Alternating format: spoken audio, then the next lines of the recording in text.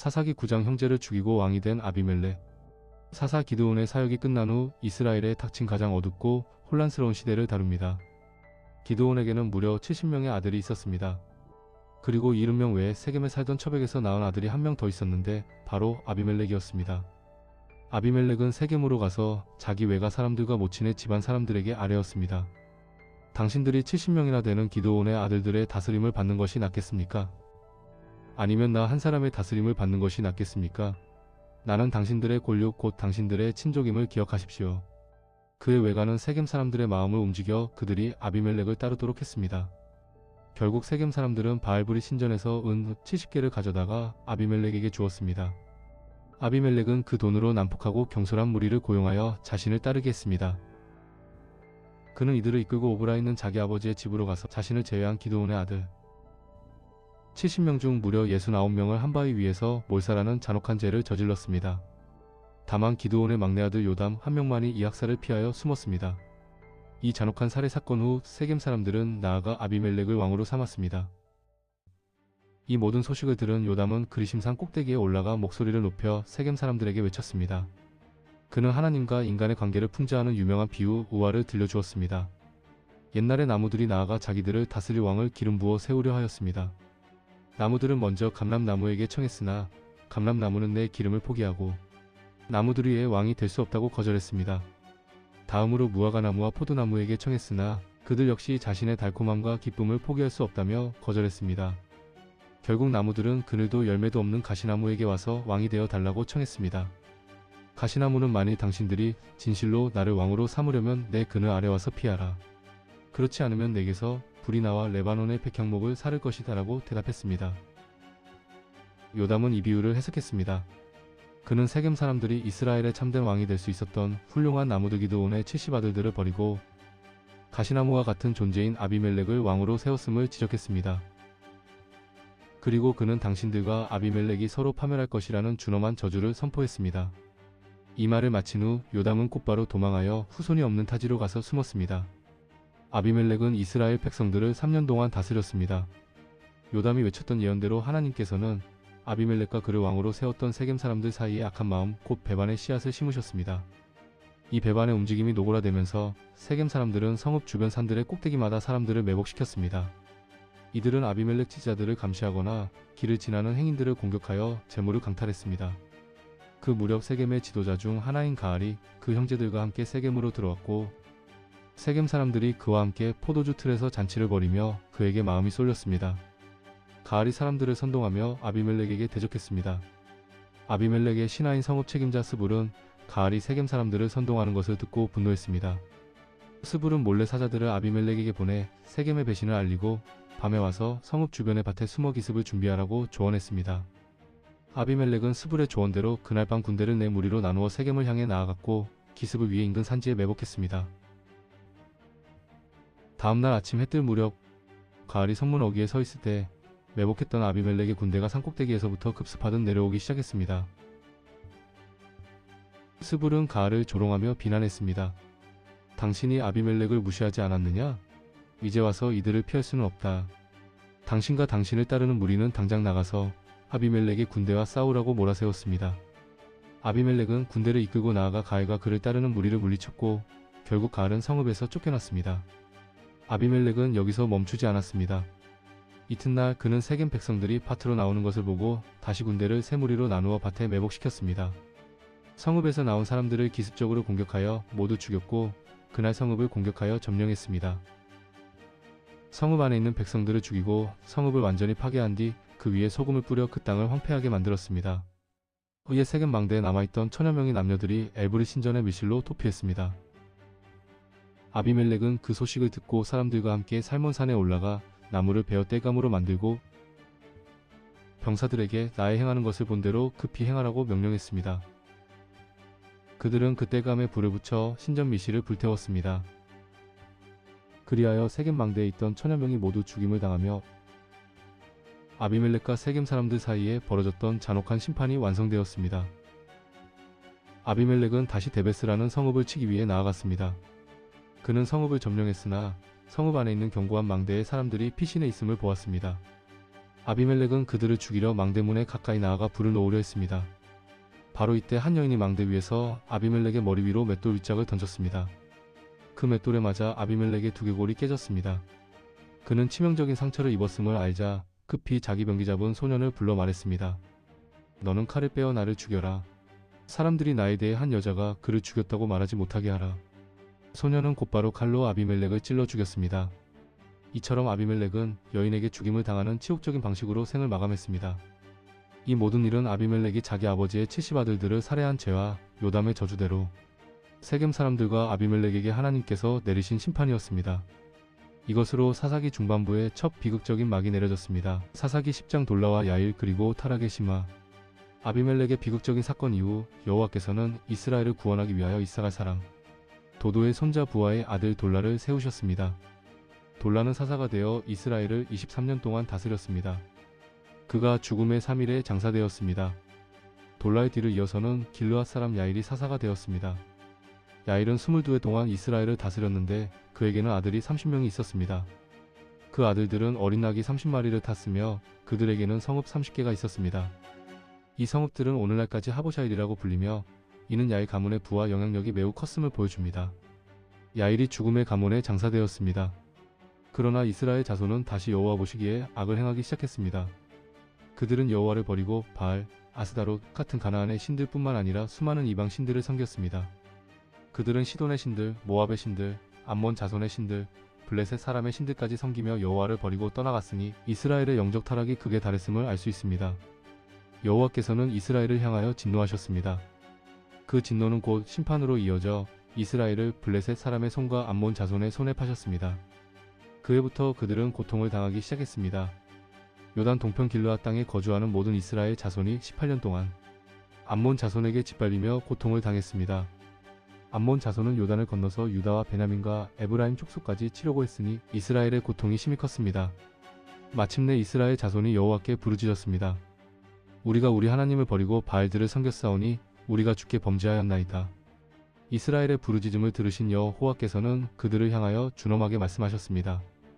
여호와께서는 내가 전에 애굽 사람과 아모리 사람, 암몬 사람, 블레셋 사람의 압제에서 너희를 구원하지 않았느냐? 하고 물으셨습니다. 또한 시돈 사람, 아말렉 사람, 마온 사람이 너희를 압제할 때 너희가 내게 부르짖으면 내가 너희를 그들의 손에서 구원하였거늘 어찌하여 너희가 또 나를 버리고 다른 신들을 섬기느냐? 여호와께서는 단호하게 선언하셨습니다. 나는 다시는 너희를 구원하지 아니하리라. 너희가 택한 신들에게 가서 너희의 환난 때에 그들이 너희를 구원하게 하라. 이스라엘 자손은 여호와께 아뢰었습니다.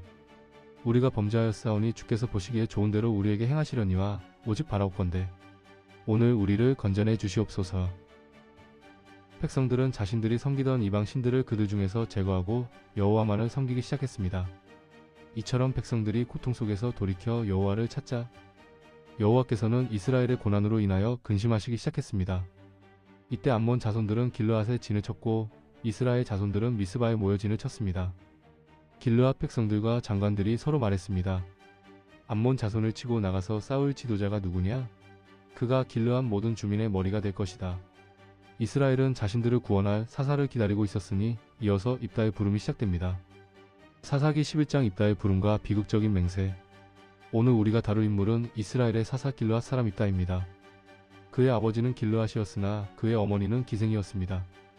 이러한 서자라는 출생의 배경 때문에 본처가 낳은 이복 형제들은 입다를 향해 너는 다른 여자의 아들이니 우리 아버지 집에서 기업을 얻지 못하리라 하며 그를 인정하지 않고 내쫓았습니다. 입다는 결국 고향을 떠나 톱 땅으로 도피할 수밖에 없었습니다. 그곳에서 그는 여러 잡류들을 모아 그들의 우두머리가 되었으며 그들 무리와 함께 지내며 용맹을 떨치는 전사로 이름을 알렸습니다. 시간이 흘러 이스라엘이 다시 여호와를 잊고 암몬 자손에게 압제를 당하자 암몬 자손이 길르앗을 치려고 진을 쳤습니다. 길르앗 백성들은 스스로 대적할 힘이 없음을 깨닫고 과거 자신들이 내쫓았던 입다를 찾아갈 수밖에 없었습니다. 길르앗의 장로들이 돛당으로 입다를 찾아가 당신은 우리의 지도자가 되어서 우리를 위하여 암몬 자손과 싸워주십시오 하고 간절히 간청했습니다. 입다는 그들의 과거 행동을 상기시키며 당신들이 나를 미워하여 내 아버지 집에서 쫓아내지 않았습니까? 이제 와서 환난을 당하니 왜 나에게 찾아왔습니까? 하고 물었습니다. 장로들은 자신들의 필요를 인정하며 다시 아뢰기를 우리가 당신과 함께 암몬 자손과 싸워주면 당신을 길르앗 주민 전체의 수령으로 삼겠다고 맹세했습니다. 입다가 여호와께서 우리 사이에 증인이 되시리니 당신의 말대로 행할 것입니다. 라는 확답을 받은 후 그는 마침내 장로들과 함께 미스바로 돌아왔고 온 백성이 입다를 자신들의 지도자로 세웠습니다. 입다는 여호와 앞에서 이 모든 말을 아뢰며 자신의 직분을 확정했습니다. 입다는 무력으로 앞서기보다 먼저 암몬 자손의 왕에게 사자를 보내어 당신이 우리 땅을 치러 온 연고가 무엇이냐 하고 물었습니다. 암몬 왕은 이스라엘이 애굽에서 올라올 때 아르논부터 요단까지 자신의 땅을 빼앗았으므로 이제 돌려받아야 한다고 주장했습니다. 이에 입다는 사자들을 다시 보내어 암몬 왕의 주장이 잘못되었음을 구체적인 역사적 사실로 반박했습니다. 그는 이스라엘이 모압이나 암몬 자손의 땅은 침범하지 않았으며 그들이 차지한 땅은 당시 아모리 족속의 왕 시온의 땅이었고 여호와께서 시온을 물리치시고 정당하게 기업으로 주신 땅임을 명백히 했습니다. 입다는 당신의 신 그모스가 당신에게 준 땅은 당신이 차지하는 것이 마땅하듯이 우리 하나님 여호와께서 우리에게 주어 차지하게 하신 땅은 우리가 차지하는 것이 마땅합니다. 라고 주장했습니다. 또한 암몬이 300년 동안이나 침묵하다 이제 와서 땅을 요구하는 것은 부당하다고 강조했습니다. 입다는 여호와께서 재판장이 되시어 이 일을 판결하실 것이라고 선언했으나 암몬 왕은 입다의 말을 듣지 않았습니다. 평화적인 해결이 거부되고 전쟁이 임박하자 마침내 여호와의 영이 입다에게 임했습니다. 입다는 힘을 얻고 암몬 자손에게로 나아가기 전 여호와께 서원을 했습니다. 입다는 주님께서 만일 암몬 자손을 제 손에 넘겨주시면 제가 암몬 자손에게서 평안이 돌아올 때 누구든지 제 집 문을 제일 먼저 나와 저를 맞이하는 자는 제가 그를 주님께 바쳐 번제물로 드리겠습니다. 라고 아뢰었습니다. 그 후 입다는 암몬 자손에게로 나아가 싸웠습니다. 여호와께서 그들을 입다의 손에 넘겨주셨으므로 입다는 아로엘에서부터 민닛에 이르기까지 20성읍을 치고 아벨그라밈까지 크게 무찌르니 암몬 자손이 이스라엘 자손 앞에 패하였습니다. 이스라엘은 입다의 지휘 아래 대승을 거두었습니다. 입다가 미스바에 있는 자기 집으로 돌아올 때 입다에게 그녀 외에는 자녀가 없던 외동딸이 소고를 잡고 춤을 추며 나와 그를 맞이하는 것이었습니다. 딸을 본 입다는 너무나 큰 충격과 슬픔에 빠져 자기 옷을 찢으며 탄식할 수밖에 없었습니다. 아, 내 딸이여. 내가 나를 참으로 슬프게 하는구나. 내가 여호와를 향하여 입을 열어 맹세하였으니 이제 그 맹세를 돌이킬 수 없구나. 딸은 아버지의 고통을 보고도 순종했습니다. 아버지께서 여호와께 입을 열어 맹세하셨으니 아버지의 입에서 나온 말씀대로 저에게 행하십시오라고 말했습니다. 다만 딸은 제가 2달 동안 시간을 내어 산에 올라가서 제 동무들과 함께 저의 처녀됨을 애곡하게 해주십시오라고 간청했습니다. 입다는 허락했고 2달 후 딸은 아버지에게 돌아왔습니다. 입다는 그녀가 서원한 대로 행했습니다. 그녀는 남자를 알지 못하는 채로 생을 마감했습니다. 이 비극적인 사건 이후 이스라엘의 딸들은 해마다 나흘씩 길르앗 사람 입다의 딸을 위하여 슬피 울며 애곡하는 풍습이 생겨났습니다. 사사기 12장 입다의 종결과 3명의 소사사들 길르앗의 사사 입다가 암몬 자손을 물리치고 돌아오자 에브라임 지파 사람들이 모여 북쪽으로 올라와 입다에게 격렬하게 따졌습니다. 네가 암몬 자손과 싸우러 건너갈 때에 어찌하여 우리를 불러 너와 함께 가게 하지 아니하였느냐? 우리가 이제 너와 내 집을 불사를 것이다. 에브라임 사람들은 자신들이 이스라엘의 종가라는 자부심으로 인해 자신들을 부르지 않은 것에 대하여 질투심과 분노를 표현한 것입니다. 그러나 입다의 대답은 단호했습니다. 입다는 에브라임 사람들에게 대답했습니다. 나와 내 백성이 암몬 자손과 크게 다툴 때에 내가 너희를 불렀으나 너희가 나를 그들의 손에서 구원하여 주지 아니하였도다. 그는 도움을 요청했으나 에브라임이 움직이지 않았음을 지적했습니다. 입다는 자신이 여호와께서 넘겨주신 암몬 자손을 상대로 목숨을 걸고 싸울 수밖에 없었음을 강조했습니다. 입다의 해명에도 불구하고 에브라임 사람들이 너희 길르앗 사람은 에브라임 중에서 도망한 자라 하며 모욕적인 말을 퍼붓자 분노가 극에 달했습니다. 입다는 길르앗 사람들을 모두 모아 에브라임과 싸웠습니다. 길르앗 사람들이 에브라임을 쳤으므로 에브라임은 크게 패했습니다. 길르앗 사람들은 도망하는 에브라임 사람들이 건너지 못하도록 요단강 나루를 점령하여 지켰습니다. 에브라임 사람 중 도망하는 자가 나를 건너가게 하라고 말하면 길르앗 사람은 내가 에브라임 사람이냐? 하고 물었습니다. 도망자가 아니라 하면 그들은 한 가지 시험을 했습니다. 그들은 도망자에게 십볼렛이라고 말해보라고 명령했습니다. 에브라임 사람은 그 발음을 정확히 하지 못하고 십볼렛이라고 발음했습니다. 그들은 히브리어의 시발음을 제대로 할 수 없는 발음상의 특징이 있었기 때문입니다. 길르앗 사람들은 그들의 발음 차이를 듣고 그가 에브라임 사람임을 확인한 후 그 자리에서 붙잡아 요단강 나루에서 죽였습니다. 이 내전에서 에브라임 사람 중에서 42,000명이 죽임을 당했습니다.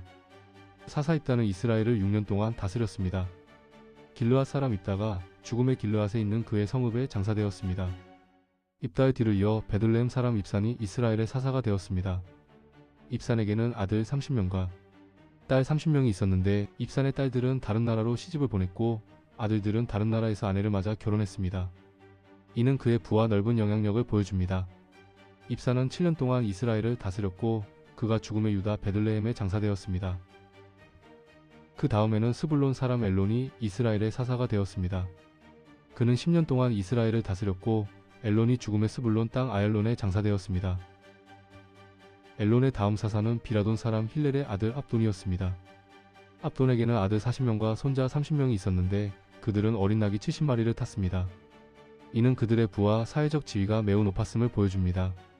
압돈은 8년 동안 이스라엘을 다스렸고 압돈이 죽음의 에브라임 산지 아말렉 사람의 땅 비라돈에 장사되었습니다.